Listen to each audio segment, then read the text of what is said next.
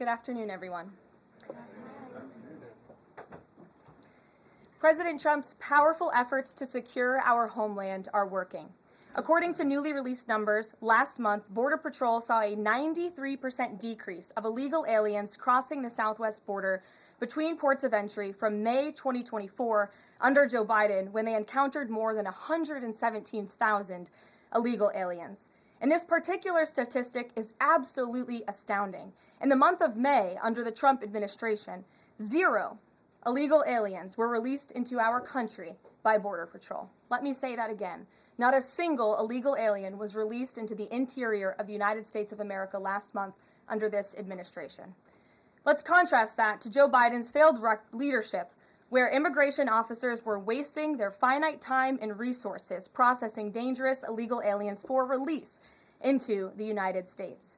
President Trump immediately terminated that reckless Biden-era practice that undermined the rule of law, jeopardized public safety and our national security, and diverted critical resources away from stopping deadly drugs and violent criminals from entering our country. That's the reason why not a single illegal alien was released into the interior of the United States in the month of May. And as a result, we now have a border that is reaching unprecedented levels of operational success. The efforts by President Trump to stop the illegal immigrant invasion and secure the border in this short amount of time represent one of the greatest achievements by a presidential administration in the history of our great country. With illegal entries being overwhelmingly halted, the Trump administration is dramatically ramping up efforts to arrest and deport all of the millions of criminal illegal aliens that Joe Biden let into our country over the past 4 years. President Trump has directed all of our ICE officers to do everything in their power to carry out the single largest mass deportation operation in history. Illegal criminals who are hiding in America's largest so-called sanctuary cities will be increasingly targeted for removal. Radical Democrats will no longer be allowed to shelter illegals who threaten public safety as part of their cynical efforts to expand political power, drain the American taxpayer, and artificially lower wages and steal American jobs. ICE officers are courageous heroes, upholding the rule of law and keeping our citizens safe. And they have the full and unwavering support of this president. In economic news, President Trump's pro-growth agenda is delivering for the American worker. Through the first 5 months of the Trump administration, real blue-collar wages are up nearly 2%. It's the strongest growth in nearly 60 years and a stark contrast from the negative wage growth seen during the first 5 months of the Biden administration. America is quickly returning to the successful formula of the first Trump administration: low inflation and rising wages. Once the big, beautiful bill is passed, this positive trend will only accelerate. Senate Republicans are continuing to push this critical legislation forward. The One Big Beautiful Bill will drive growth and supercharge the American economy. The Council of Economic Advisors found that the One Big Beautiful Bill will raise take-home pay by nearly $14,000 for a year for the average family of 4. The CEA also found that the One Big Beautiful Bill will increase wages as much as $11,000 for the average worker in America. The One Big Beautiful Bill expands the child tax credit and makes it permanent for more than 40 million families with children. And the bill will deliver no tax on tips, no tax on overtime, and substantial tax cuts for our incredible seniors. Simply put, the One Big Beautiful Bill is a massive win for middle-class Americans. When nearly 80 million Americans sent President Trump back to this White House, they were doing so expecting these popular policies to be enacted. Republicans in Congress have a mandate to deliver, and President Trump demands they send this historic bill to his desk for signature by Independence Day, July 4th. The American people are fully behind President Trump. According to brand new polling from Insider Advantage, a clear 54% majority of Americans approve of the job President Trump is doing. That's because this president is keeping his promises and taking action every day to improve their lives. And passing this bill will help fulfill a number of President Trump's core campaign promises. Now, regarding the ongoing situation in Iran, I know there has been a lot of speculation amongst all of you in the media regarding the president's decision-making and whether or not the United States will be directly involved. In light of that news, I have a message directly from the president, and I quote, "Based on the fact that there's a substantial chance of negotiations that may or may not take place with Iran in the near future, I will make my decision whether or not to go within the next 2 weeks. That's a quote directly from the president for all of you today. So we'll kick it off for questions here in our new media seat. We have Eli Lake from the Free Press. Eli, go ahead. Thanks so much for having us. Thank you. The Free Press. The decision to extend the, delay in enforcing the TikTok ban. Sure. Can you talk about how the White House understands its constitutional authority in light of the Supreme Court's decision in January that said that the president had to enforce the ban? Sure. Well, as all of you know, because the president put it out on his Truth Social today, he did sign an executive order to extend the TikTok ban for 90 days, so in the effort to make a deal. And the White House counsel and the Department of Justice have reviewed this executive order, and I can get it for you. I think it's on our website by now. If it's not, my team will now put it up immediately. And you can read the language in that executive order. And the White House counsel's office and the Department of Justice strongly believe in the legal rationale for this executive order. They wouldn't have the president's pen hit it if they didn't. And the political reasoning for this, of course, is because the president made a promise to keep TikTok on. There are 100 million Americans who use this app. It's wildly popular. He also wants to protect Americans' data and privacy concerns on this app, and he believes we can do both things at the same time. So he's making an extension so we can get this deal done. Can I get a follow-up? Sure. A few weeks ago, Tucker Carlson reported on a meeting between the president, Mark Levin, and others at the White House. Is there a leak investigation, and can you say who else was in that meeting? I'm not aware of a leak investigation at this time. I, for one, do not reveal details about the president's private meetings without his permission to do so. But certainly the president does not like when people leak. He takes that very seriously. This entire administration takes that seriously, and that's why you've seen at agencies some of the cabinet secretaries have been given the authority by the president to let go of staff who are engaged in such leaks, especially those that risk American national security. Sure. Go ahead. Karoline, thank you. So, Rhino warmonger Lindsey Graham, he recently called on the U.S. to go all in. That's quite the lead to a question. Right. What's your message to everyday Trump supporters? Not the Tucker Carlsons or other big names, but everyday Trump supporters, grassroots who voted for President Trump to stop the wars, rejected this in the primary, going into another war with voting against Nikki Haley, and they want to see non-U.S. involvement in this war. What's your message? Trust in President Trump. President Trump has incredible instincts, and President Trump kept America and the world safe in his first term as president in implementing a peace through strength foreign policy agenda. And with respect to Iran, nobody should be surprised by the president's position that Iran absolutely cannot obtain a nuclear weapon. He's been unequivocally clear about this for decades, not just as president, not just as a presidential candidate, but also as a private citizen. In fact, I have some quotes for you. In 2011, President Trump said, "America's primary goal with Iran must be to destroy its nuclear ambitions. We cannot allow this radical regime to acquire a nuclear weapon that they will either use or hand off to terrorists." In 2015, the president said the problem is that Iran poses an existential threat to Israel, our Middle Eastern allies, and the United States. And of course, the president has repeated that in his first term as president and his second term as president as well. That's why he was adamantly opposed to the disastrous Iranian nuclear agreement that was implemented by President Obama. And it's why he has given great latitude and given a lot of effort to achieving a diplomatic solution. But he's been very clear. Iran went for 60 days when he gave them that 60-day warning without coming to the table. On day 61, Israel took action against Iran. And as I just told you from the president directly, he will make a decision within 2 weeks. A follow-up? Sure. Go ahead, Natalie. Thanks, Caroline. Can you confirm whether Steve Witkoff has been in touch with the Iranian foreign minister? And does Witkoff plan to go to Geneva tomorrow for talks? I am not tracking that on Mr. Witkoff's travel schedule, but I can certainly check in with him to be sure. As for correspondence between the United States and the Iranians, I can confirm that correspondence has continued. As you know, we were engaged with 6 rounds of negotiations with them in both indirect and direct ways. Thanks, Caroline. Just to clarify the president's statement just now, when he says that he'll make a decision in the next 2 weeks, is he saying that if Iran does not come back to the negotiating table within the next 2 weeks, But the president will strike? The president is saying that he will make a decision whether or not to go within the next 2 weeks. It's very clear and direct. And is he seeing any signs of progress? He obviously is holding out hope for negotiations, but is he seeing any inklings of progress that give him that hope that talks are still possible? Well, that's why he said in the statement that I just read for all of you, based on the fact that there's a substantial chance of negotiations that may or may not take place with Iran in the near future, he will make that decision within the next 2 weeks. What makes him think there's still a substantial chance, is my question. I'm not going to get into the reasoning and the rationale the president believes that, but that's his position, and he will make a decision within the next 2 weeks. Karoline. Sure. Thanks, Karoline. President Trump has said previously in regard to Russia, he's used this phrase about 2 weeks several times in terms of we expect like a 2-week deadline and then you give another 2-week deadline. How can we be sure that he's going to stick to this one on making a decision on Iran?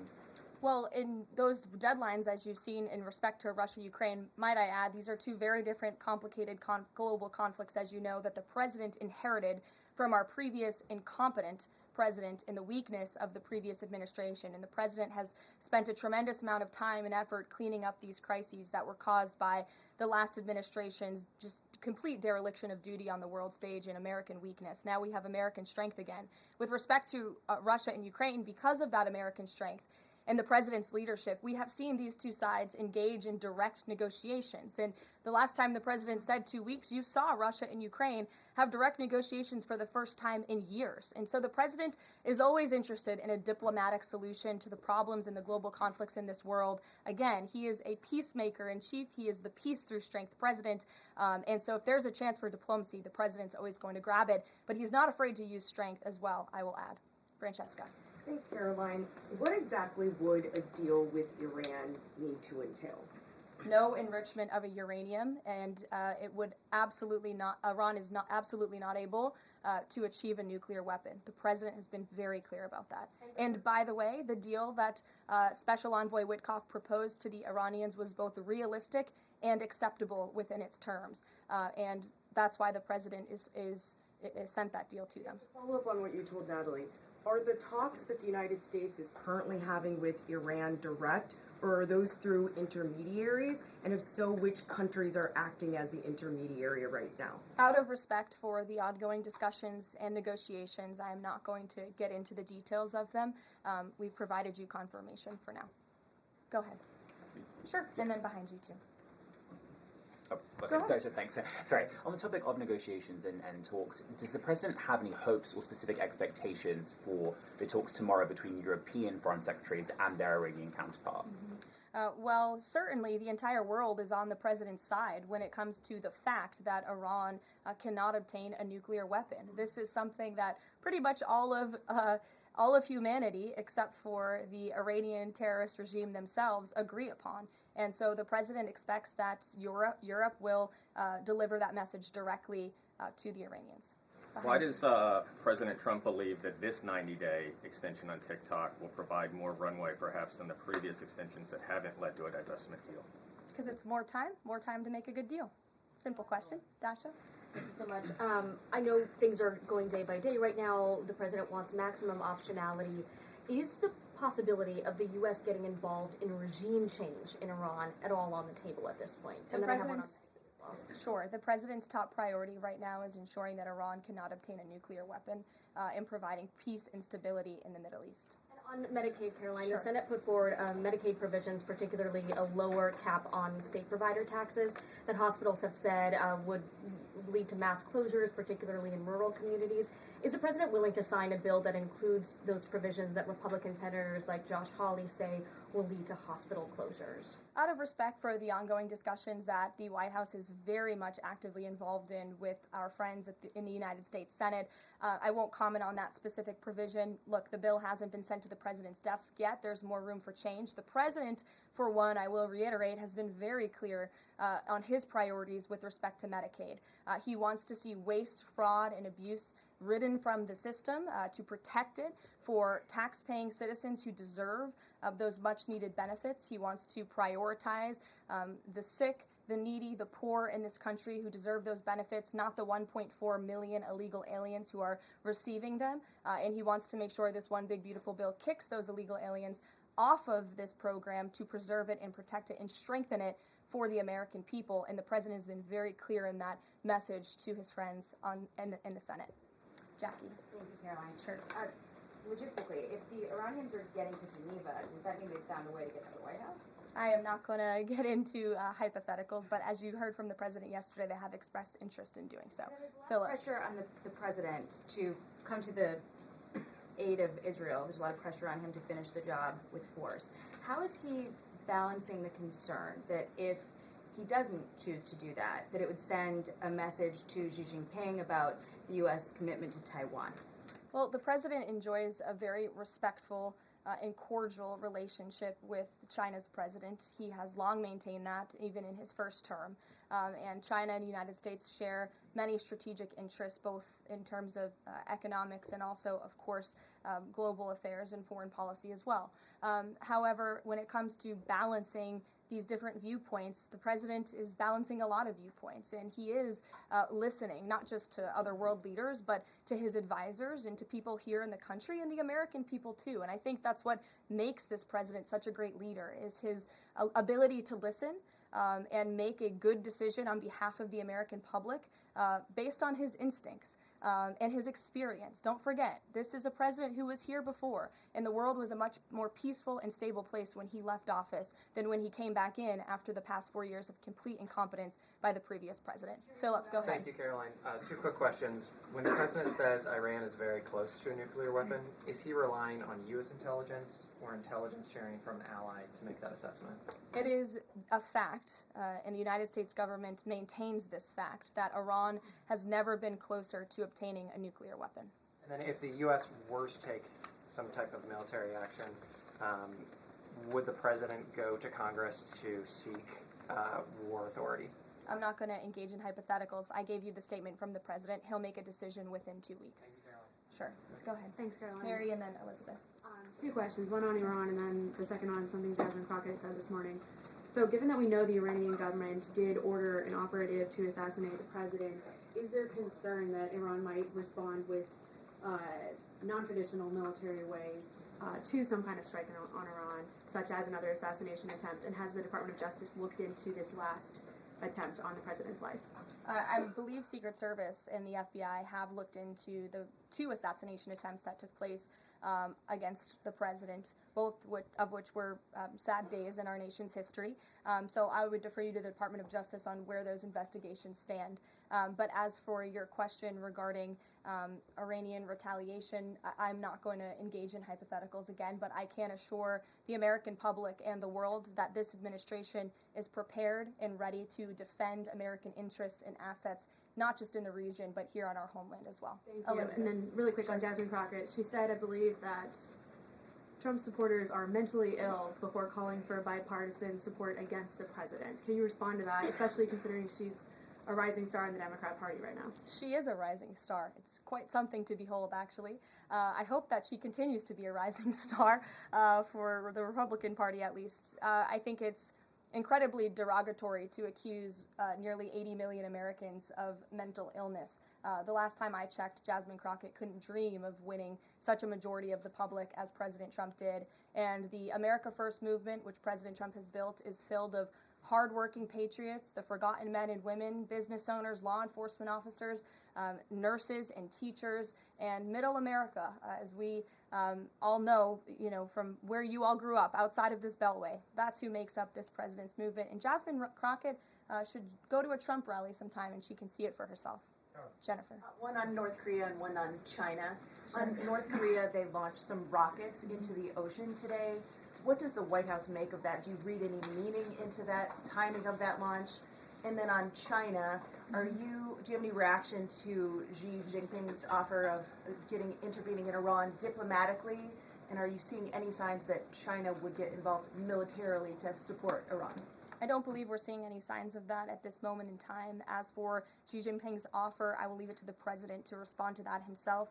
As for your question about North Korea, we are monitoring the situation. The Trump administration is in close contact with our new South Korean counterparts as we work together to deter our adversaries and preserve a free and open Indo-Pacific.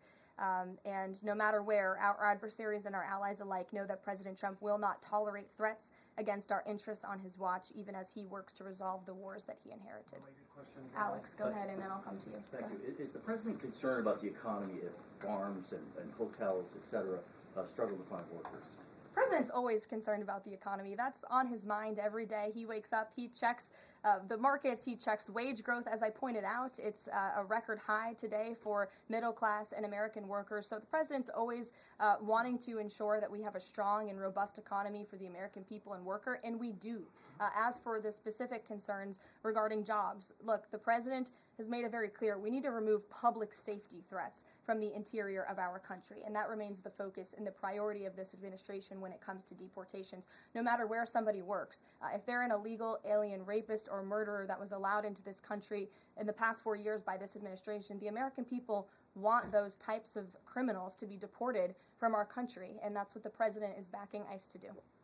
Thanks. There was an apparent skirmish between the Chinese and the Philippines in the South China Sea. Just curious if you had any reaction to that, and if the steps you're taking towards the Middle East right now are reducing your capacity to deal with that situation. I believe that happened as I was preparing and coming out here, so we'll get you a response to that. Certainly we have one, and our teams are always monitoring situations all around the globe. Okay, and then one more just on Iran. Just over the past 24 hours, we've seen some Israeli strikes on Natanz, Isfahan, and Kondab nuclear facilities. Is there any assessment just of how effective or what the result of those strikes will be?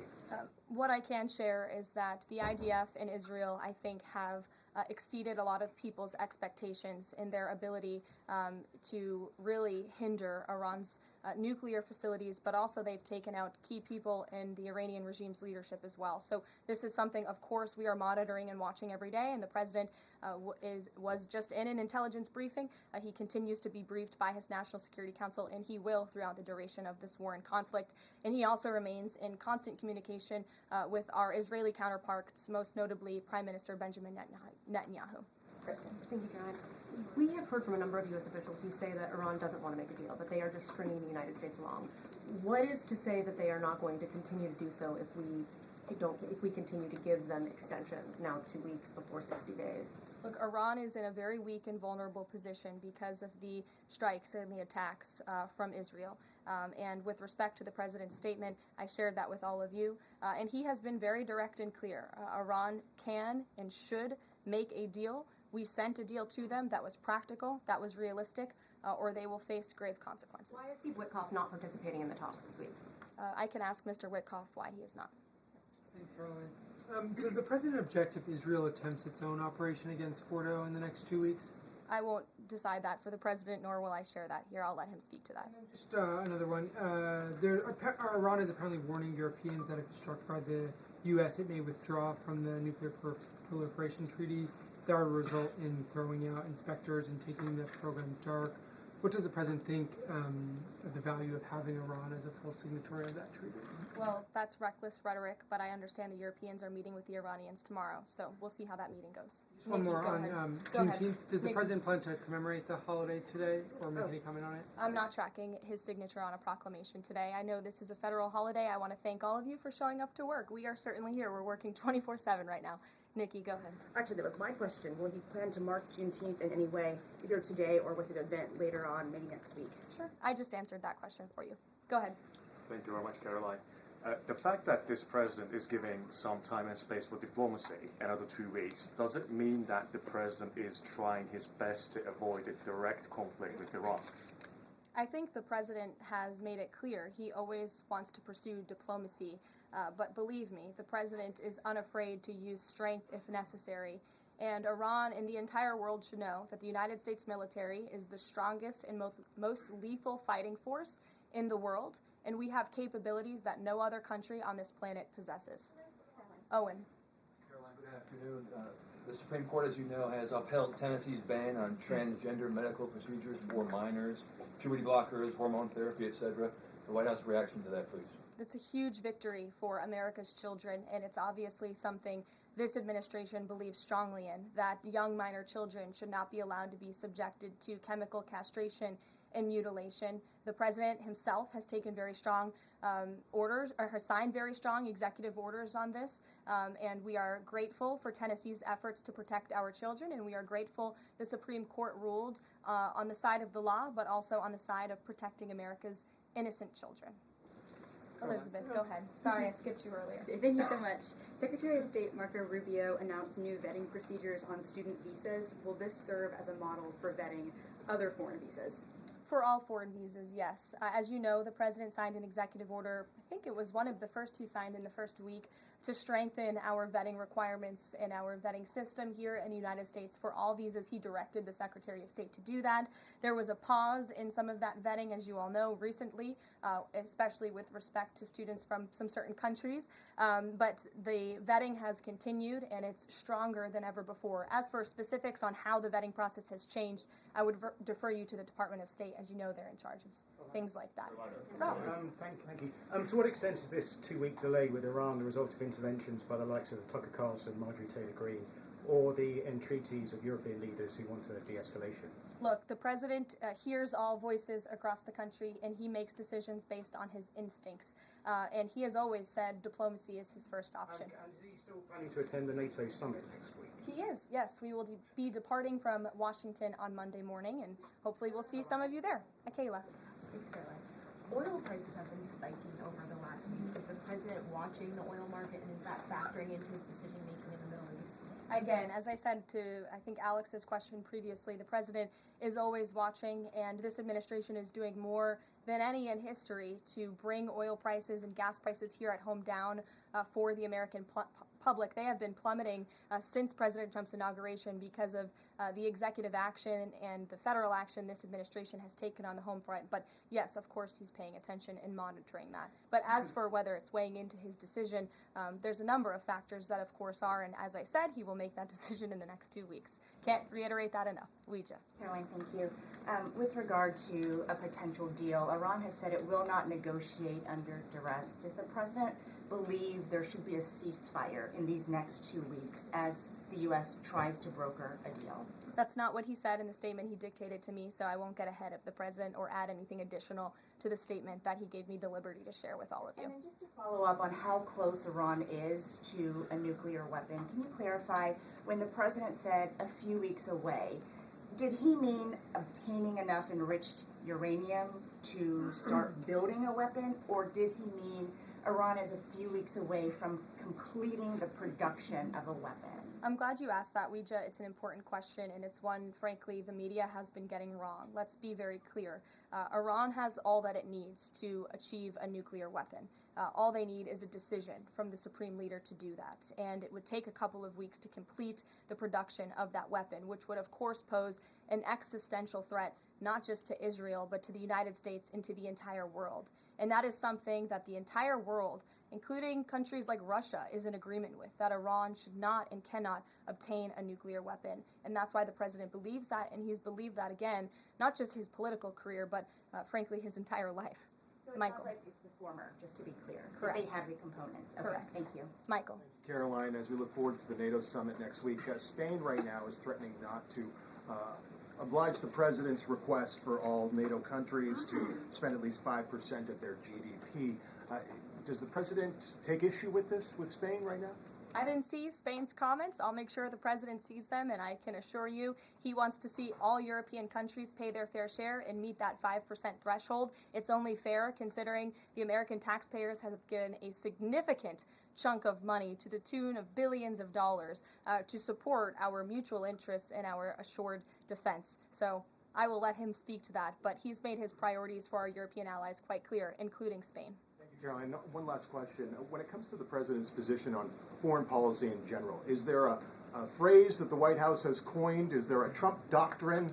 Does the president like to talk about this? Anyone here in the White House talking about this? And if so, if there is something akin to a Trump doctrine, how would you define it? America first, always. And with that, I think I'll leave you. I know there's a lot of news in the world right now. As you know, our team is always here to answer your questions, and the president, I am sure, will take more questions from you guys at some point this week, as he always does in the effort of transparency. I appreciate your being here on a federal holiday, and we'll see you later. Thank you.